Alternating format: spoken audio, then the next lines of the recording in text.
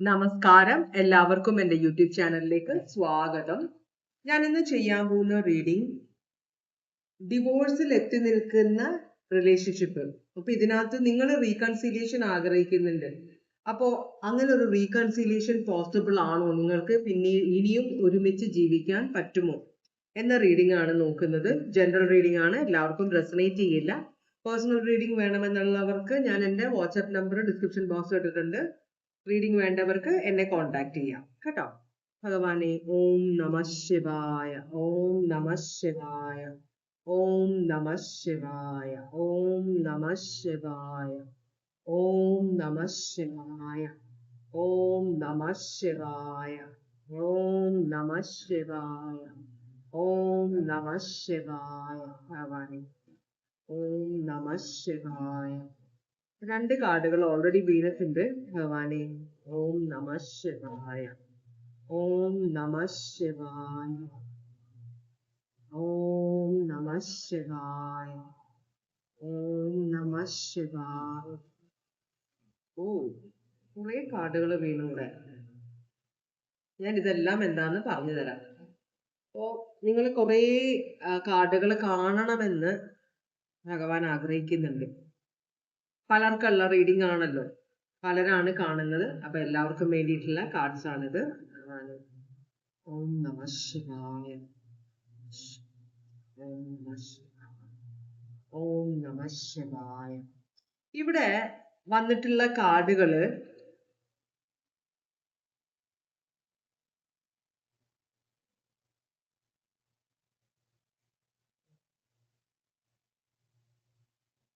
ചിലര് സ്വാർത്ഥതയ്ക്ക് വേണ്ടിയിട്ടാണ്. വെച്ചാല് നമ്മൾ ഒരാൾക്ക് ഒരു 10 രൂപ കൊടുക്കുമ്പോൾ അയാളിൽ നിന്ന് വളരെയധികം കാര്യങ്ങൾ പ്രതീക്ഷിച്ചിട്ടാണ് ആ പൈസ കൊടുക്കുന്നത്. അപ്പൊ അത് നിങ്ങൾക്ക് നല്ല ഫലമല്ല തരിക. നമ്മൾ ഒരാൾക്ക് എന്തെങ്കിലും കൊടുക്കുമ്പോൾ അത് നിസ്വാർത്ഥമായിരിക്കണം, തിരിച്ചൊന്നും പ്രതീക്ഷിക്കരുതെന്ന് ഒരു കാർഡ് പറയുന്നുണ്ട്.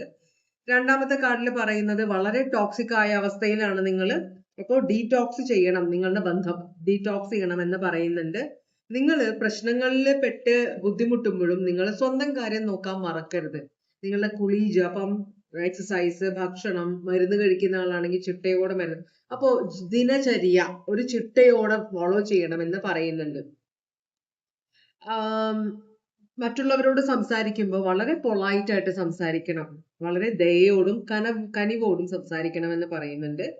അജ്ഞതയുള്ള കുറച്ചു പേരുണ്ട്, അപ്പൊ ജ്ഞാനം നിങ്ങൾ നേടിയെടുക്കാൻ ശ്രമിക്കുക എന്ന് പറയുന്നുണ്ട്. ചിലരോട് പറയുന്നത് നിങ്ങൾ എന്താ പറയാ, കിട്ടണമെന്ന് ആഗ്രഹിക്കുന്ന അല്ലെങ്കിൽ ചെയ്യണമെന്ന് ആഗ്രഹിക്കുന്ന കാര്യം നടത്തിയെടുക്കാൻ വളരെ ബുദ്ധിമുട്ടാണ്. അപ്പോൾ ദൈവത്തിന്റെ അനുഗ്രഹം നിങ്ങൾക്ക് വേണം, പ്രാർത്ഥിക്കുക എന്ന് പറയുന്നുണ്ട്. പിന്നെയുള്ളത്, നിങ്ങൾക്കൊരു ചേഞ്ച് ഓഫ് പ്ലേസ്, ചിലപ്പോൾ വീട് മാറാനോ അല്ലെങ്കിൽ ട്രാൻസ്ഫർ കിട്ടി വേറെ പുതിയ സ്ഥലത്തേക്കൊക്കെ പോകാനുള്ള ഒരു ചാൻസ് ഉണ്ട്. അപ്പൊ അങ്ങോട്ട് പോകുമ്പോൾ നമ്മൾ വളരെ എക്സൈറ്റഡ് ആയിരിക്കും. പക്ഷെ എന്നാലും നമ്മളൊന്ന് ശ്രദ്ധിച്ചു വേണം. ചിലപ്പോൾ നിങ്ങൾ പ്രശ്നങ്ങളിൽ ചെന്ന് ചാടാനുള്ള ഒരു വഴി ഉണ്ടെന്ന് പറയുന്നുണ്ട്. നിങ്ങൾ ഇപ്പൊ നിങ്ങളുടെ കൂടെയുള്ള ആള്, ഇപ്പൊ നിങ്ങൾ തേർഡ് പാർട്ടി കണക്ഷനിലൊക്കെ ആണെങ്കിൽ നിങ്ങളുടെ കൂടെയുള്ള തേർഡ് പാർട്ടി അല്ല, നിങ്ങളുടെ ബന്ധത്തിലിരിക്കുന്ന, നിങ്ങളുടെ ശരിക്കും ബന്ധത്തിലിരിക്കുന്ന ആ വ്യക്തിയുമായിട്ട് നിങ്ങൾക്ക് സ്വരച്ചേർച്ചയോടെ പോകാമെന്ന് പറയുന്നുണ്ട്. ഇവിടെ ആ വ്യക്തിയുടെ അഡ്വൈസും ആ വ്യക്തിയുടെ അടുത്തുനിന്ന് ഹെൽപ്പും നിങ്ങൾക്ക് എടുക്കാവുന്നതാണെന്ന് പറയുന്നുണ്ട്. പിന്നെ നിങ്ങൾ കുറെ കാര്യങ്ങൾ ഇപ്പൊ നടക്കില്ല പിന്നീടേ നടക്കുള്ളൂ എന്ന് പറഞ്ഞിരുന്ന കുറെ കാര്യങ്ങൾ നിങ്ങൾക്ക് നിങ്ങളുടെ മുമ്പിൽ നടക്കാൻ തുടങ്ങും. നിങ്ങൾക്ക് വിശ്വസിക്കാൻ പറ്റില്ല. കുറെ കാര്യങ്ങൾ ഒരിക്കലും നടക്കില്ല എന്ന് നിങ്ങൾ വിചാരിച്ചിരുന്ന പല കാര്യങ്ങളും നിങ്ങളുടെ മുമ്പിൽ നടക്കാൻ പോകുന്നുണ്ട്. അപ്പൊ ചിലവർക്ക് ഇതിൽ റീഡിംഗ് കാണുന്ന ചിലർക്കെങ്കിലും ഡിവൈൻ ടൈമിംഗ് ആയിട്ടുണ്ട് എന്നാണ് പറയുന്നത്.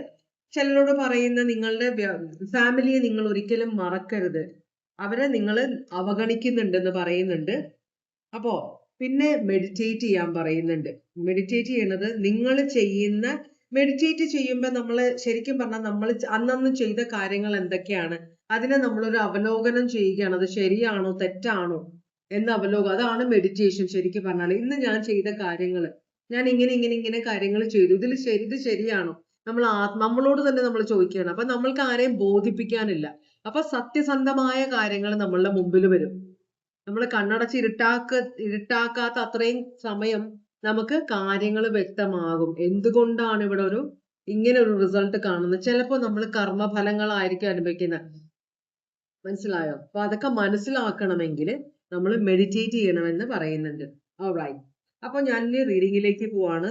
ഈ നിങ്ങള് ഇപ്പൊ ഡിവോഴ്സിലാകാൻ ആയിട്ട് എത്തിയിരിക്കുന്ന നിങ്ങളുടെ ജീവിതത്തിലുള്ള ഈ വ്യക്തി, ആ വ്യക്തിയുടെ ഇപ്പോഴത്തെ എനർജി എന്താണ്? അതാണ് നമ്മൾ നോക്കുന്നത്. നിങ്ങൾ സ്നേഹിക്കുന്ന ഈ വ്യക്തിയുടെ ഇപ്പോഴത്തെ എനർജി എന്താണ്? അതാണ് നമ്മൾ നോക്കുന്നത്.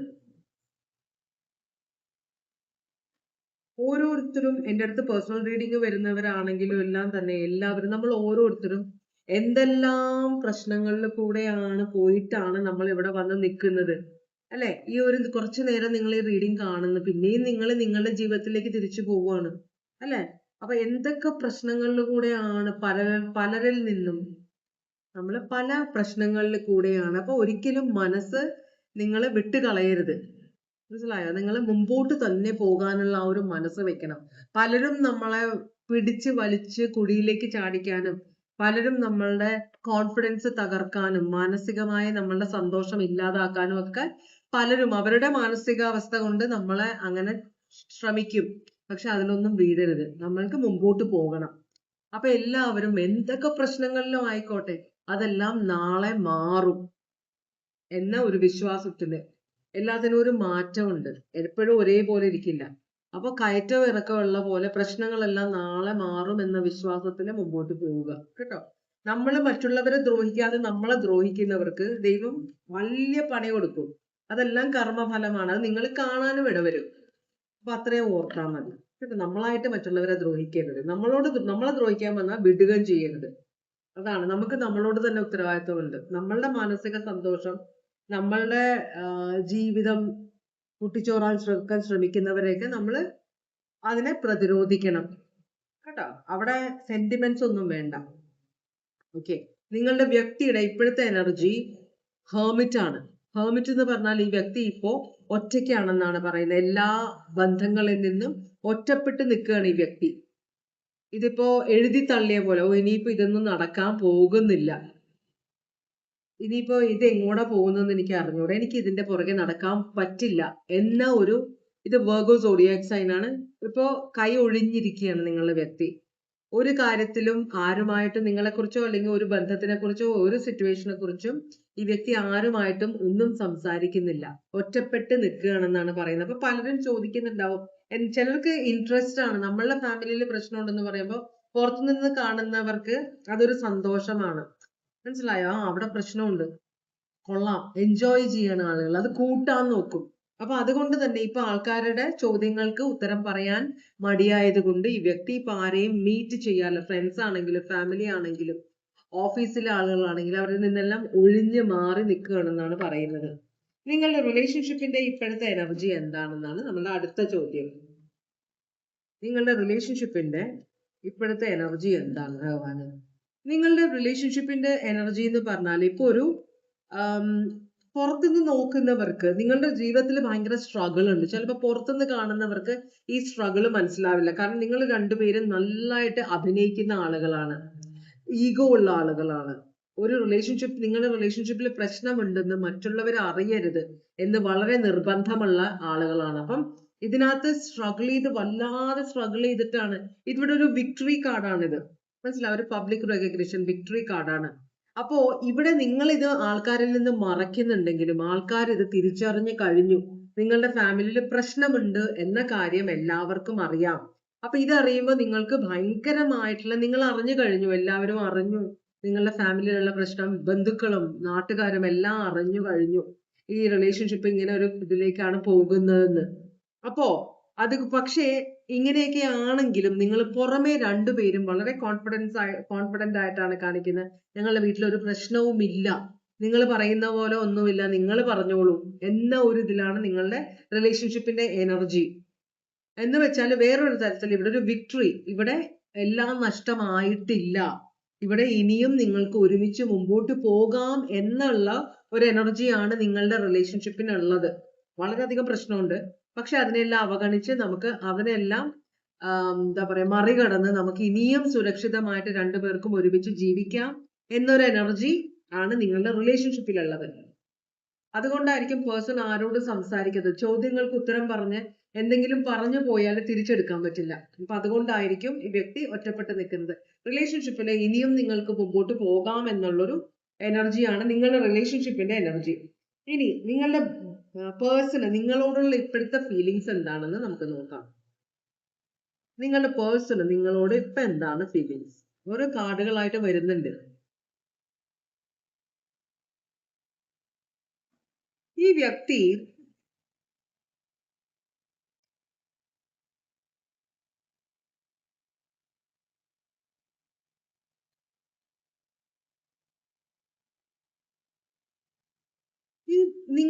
നിങ്ങള് ലവ് മാരേജ് ആയിരുന്നു രണ്ടുപേരും?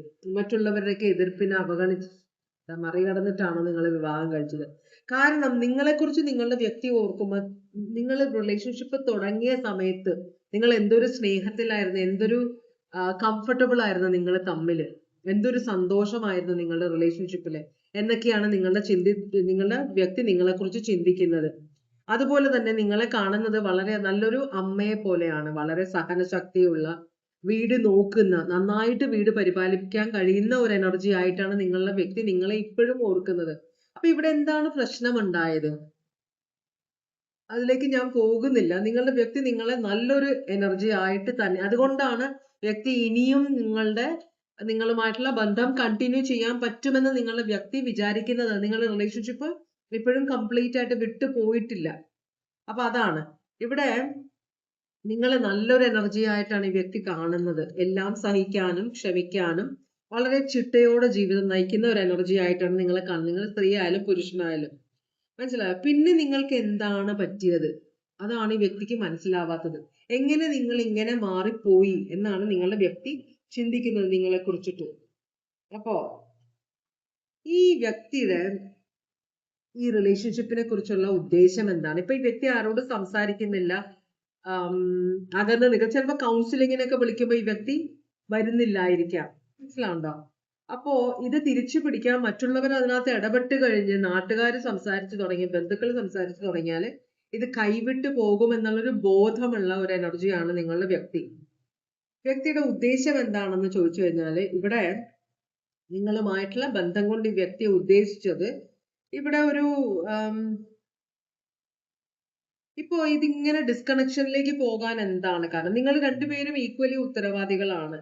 അപ്പോ നിങ്ങളുടെ വ്യക്തിയുടെ ഉദ്ദേശം എന്താണെന്ന് വെച്ചാൽ ഈ വ്യക്തി ഭയങ്കരമായിട്ട് എന്താ പറയാ വേറെ പ്രശ്നങ്ങൾ ഈ വ്യക്തിയുടെ ജീവിതത്തിലുണ്ട്. അത് നിങ്ങളോട് പറഞ്ഞിട്ടുണ്ടാവില്ല. മനസ്സിലായോ? എന്ന് വെച്ചാല് വരവില് ഉള്ളിലുള്ള വരവനുസരിച്ചുള്ള ചെലവല്ല വീട്ടിലുള്ളത്. ഇഷ്ടംപോലെ പണത്തിന്റെ ചെലവുണ്ട്. അപ്പൊ അത് നിങ്ങളെ അറിയിക്കുന്നില്ല. അപ്പൊ വ്യക്തി പൈസ കൊണ്ടുവരാനും പൈസ ഉണ്ടാക്കാനും വളരെയധികം സ്ട്രഗിൾ ചെയ്യുന്നുണ്ട്. നിങ്ങൾ ഇതൊന്നും അറിയിച്ചില്ല വ്യക്തി. നിങ്ങൾ അറിഞ്ഞു പെരുമാറുമെന്ന് വിചാരിച്ചു. ഇതിപ്പോ എൻ്റെ ഒരു ഫ്രണ്ട് പറയും, അവളുടെ ഫ്രണ്ട് പറഞ്ഞു അവളുടെ അമ്മ അവളുടെ ഒരു ചേച്ചിയുടെ കുട്ടിയുടെ വിവാഹത്തിന് ഇവളുടെ ഭർത്താവിനോട് പറഞ്ഞു ഇത്ര ലക്ഷം രൂപ കൊടുക്കണം എന്ന് പറഞ്ഞു. അപ്പൊ നമ്മൾ അങ്ങനെ പറയുമ്പോ അവര് നമ്മളിൽ നിന്ന് അത്ര പക്ഷെ ഇത്രയധികം വരുമാനം ആ പയ്യനുണ്ടോ, അത് കൊടുക്കാൻ വേണ്ടിയിട്ടുള്ള വരുമാനം ഉണ്ടോ എന്ന് അന്വേഷിച്ചിട്ട് വേണം നമ്മൾ ഇങ്ങനെ സംസാരിക്കാനായിട്ട്. അപ്പോ അങ്ങനെയുള്ള വരുമാനം ഇല്ല. ഇവിടുത്തെ ആളും നിങ്ങളുടെ വിചാരം ഈ വ്യക്തി ഭയങ്കരമായിട്ട് പൈസ ഉണ്ടാക്കുന്ന ഒരു വ്യക്തിയാണ്. നിങ്ങൾക്ക് ഒരു അല്ലലും വരുന്നില്ല, നിങ്ങൾ പുരുഷനായാലും സ്ത്രീ ആയാലും. പക്ഷേ ഈ വ്യക്തി സ്ട്രഗിൾ ചെയ്യുന്നുണ്ട്. ആ സ്ട്രഗിള് നിങ്ങളെ അറിയിക്കാതെയാണ് ഈ വ്യക്തി കൊണ്ടുവന്നത്. അപ്പൊ വ്യക്തി വിചാരിച്ചു ഈ വ്യക്തി പല ജോലികൾ ചെയ്യുന്ന ഒരാളാണ്. നിങ്ങൾ അറിയാതെ പല കാര്യങ്ങൾ ജോലി ചെയ്യുന്ന രണ്ടറ്റവും മുട്ടിക്കാൻ വേണ്ടിയിട്ട് നിങ്ങൾ അറിഞ്ഞു പെരുമാറുമെന്ന് വ്യക്തി വിചാരിച്ചിരുന്നു. പക്ഷെ അത് നടന്നില്ല. നിങ്ങള് വ്യക്തിയുടെ വരവ് അനുസരിച്ച് ചെലവാക്കുന്ന ഒരാളായിരിക്കണം എന്ന് വ്യക്തി ആഗ്രഹിച്ചെങ്കിൽ നിങ്ങൾ അതായില്ല എന്ന് പറയുന്നുണ്ട്. അതുപോലെ തന്നെ വ്യക്തി വിചാരിച്ചു നിങ്ങളുമായിട്ടുള്ള ഒരു ബന്ധം. അപ്പൊ നിങ്ങള് ഭയങ്കര വളരെ എന്താ പറയാ കെയറിങ് ആയിട്ടുള്ള ഒരു എനർജിയാണ്. പക്ഷെ ചില കാര്യങ്ങളിൽ നിങ്ങൾക്ക് കൺട്രോൾ ഇല്ല എന്ന് വ്യക്തി പറയുന്നത്. നിങ്ങൾ ലക്ഷറി ഇഷ്ടപ്പെടുന്ന ഒരാളാണ്. അപ്പോ നല്ല വസ്ത്രങ്ങൾ മേടിക്കാനും പുതിയ വണ്ടി മേടിക്കാനും പുതിയ പുതിയ മൊബൈൽ ഇറങ്ങുമ്പോൾ അത് മേടിക്കാനൊക്കെ നിങ്ങൾക്ക് ആഗ്രഹമുണ്ട്.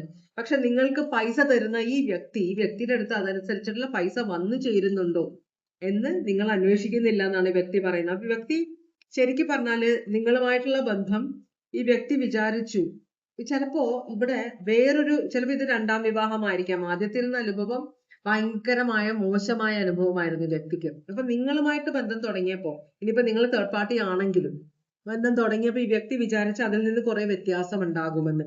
അതുകൊണ്ടാണ് നിങ്ങളുമായിട്ടൊരു ബന്ധം തുടങ്ങിയത്. പക്ഷേ അതുപോലെ നിങ്ങളെ പരിചയപ്പെടുമ്പോൾ ഈ വ്യക്തി വളരെയധികം ക്ഷീണിതയോ ആയിരുന്നു. പ്രാരാബ്ധങ്ങൾ കൊണ്ട് വളരെ ബുദ്ധിമുട്ടിയിരുന്ന ഒരു എനർജി ആയിരുന്നു. മനസ്സിലായോ? അപ്പൊ നിങ്ങളായിട്ട് അതെല്ലാം മാറ്റിയെടുക്കുമെന്ന് ഈ വ്യക്തി വിചാരിച്ചിരുന്നു എന്നാണ് ഈ വ്യക്തി പറയുന്നത്. പക്ഷേ നിങ്ങളോട് വൈരാഗ്യമൊന്നുമില്ല, നിങ്ങളെ ഉപേക്ഷിക്കണമൊന്നുമില്ല. നിങ്ങളുമായിട്ട് റിലേഷൻഷിപ്പ് കണ്ടിന്യൂ ചെയ്യണമെന്ന് തന്നെയാണ് ആഗ്രഹിക്കുന്നത്. പക്ഷെ ഈ വ്യക്തി വിചാരിച്ചിരുന്ന പോലെ ഒരു സ്വഭാവമല്ല ഇപ്പൊ നിങ്ങൾ കാണിക്കുന്നതെന്നാണ് ഈ വ്യക്തി പറയുന്നത്. വ്യക്തിക്ക് ഭയങ്കര എക്സ്പെക്ടേഷൻ ഉണ്ടായിരുന്നു നിങ്ങളിൽ നിന്ന്. പക്ഷെ അതൊന്നും നടന്നില്ല എന്നുള്ളത് പോലെ. ഇവരുടെ അടുത്ത ആക്ഷൻ എന്തായിരിക്കും? ഇവിടെ ടോറസ്, ലിയോ, അക്വേറിയസ്, സ്കോർപിയോ വന്നിട്ടുണ്ട്. പിന്നെ വെർഗോ ആണുള്ളത്. ഇവിടെ ഈ വ്യക്തിയുടെ അടുത്ത ആക്ഷൻ എന്തായിരിക്കും എന്ന് ചോദിച്ചപ്പോ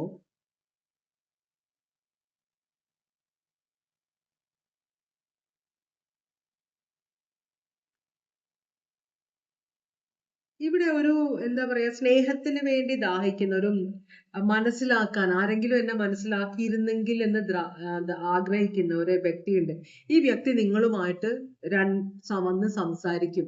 ഇവിടെ ഒരു റീകൺസിലിയേഷനെ കുറിച്ച് ഈ വ്യക്തി സംസാരിക്കും. കുറച്ച് സ്റ്റബേൺ ഒക്കെയാണ്, കുറച്ച് നിങ്ങളോട് സ്നേഹമുണ്ട്, പക്ഷെ അത് തുറന്ന് പറയുന്നില്ല. രണ്ടാമത് ഈ ബന്ധം പിന്നെയും തുടങ്ങണമെന്ന് ഈ വ്യക്തി ആഗ്രഹിക്കുന്നുണ്ട്. പക്ഷെ അത് ഈ വ്യക്തി കുറച്ചൊരു ഈഗോ ഉള്ള ഒരാളായതുകൊണ്ട് അത് നിങ്ങളോട് തുറന്ന് പറയാൻ ആഗ്രഹിക്കുന്നില്ല. അപ്പൊ എത്രയും വൈകിക്കാമോ അത്രയും വൈകിക്കാനാണ് ഈ വ്യക്തിയുടെ പ്ലാൻ ഉള്ളത്. നിങ്ങളെ ഉപദ്രവിക്കാൻ വേണ്ടിയിട്ടല്ല, നിങ്ങളുമായിട്ട് തന്നെ. അതുകൊണ്ടാണ് ഈ വ്യക്തി ഇനിയും ഈ റിലേഷൻഷിപ്പിൽ ഫ്യൂച്ചർ ഉണ്ട് എന്ന് വിശ്വസിക്കുന്നത്. അപ്പൊ ഈ കാര്യം നിങ്ങളോട് തുറന്ന് പറയും, പക്ഷെ അതിന് കുറച്ച് സമയം എടുക്കും എന്നാണ് പറയുന്നത്. ഏസ് ഓഫ് കപ്സ് ആണ് വന്നിരിക്കുന്നത്. അല്ല, രണ്ടാമതൊരു കുറച്ചും കൂടെ ശാന്തമായ ഒരു ബന്ധം പുനഃസ്ഥാപിക്കാൻ ഈ വ്യക്തി ആഗ്രഹിക്കുന്നുണ്ട്. അതിനുള്ള ആക്ഷൻ ഈ വ്യക്തി എടുക്കുമെന്നാണ് പറയുന്നത് കേട്ടോ. അപ്പൊ ഇവിടെ വലിയ പ്രശ്നമൊന്നുമില്ല. ഇപ്പൊ പ്രശ്നം ഉണ്ടെങ്കിലും അത് മാറിക്കോളും മുമ്പോട്ട് ചെല്ലുമ്പോ. അപ്പൊ ഇട്ടെറിഞ്ഞ് പോകാതിരിക്കാൻ നിങ്ങൾ നോക്കുക എന്നാണ് പറയുന്നത് കേട്ടോ. ഓം ശിവായ, ഓം നമഃ ശിവായ. അപ്പൊ ഇതാണ് ഇന്നത്തെ റീഡിംഗ്. ഇതുവരെ എന്റെ റീഡിംഗ് കണ്ടുകൊണ്ടിരുന്ന എല്ലാവർക്കും വളരെയധികം നന്ദി. എല്ലാവർക്കും ഭഗവാൻ സന്തോഷവും സമാധാനവും സംതൃപ്തിയും സമൃദ്ധിയും ആയുരാരോഗ്യ സൗഖ്യവും അനുഗ്രഹിച്ചു തരാൻ ഇടയാകട്ടെ എന്ന് ആശംസിക്കുന്നു. വീണ്ടും ഒരു റീഡിംഗുമായിട്ട് വരാം. എല്ലാവരും സേഫ് ആയിട്ടിരിക്കുക. Take care. Bye bye.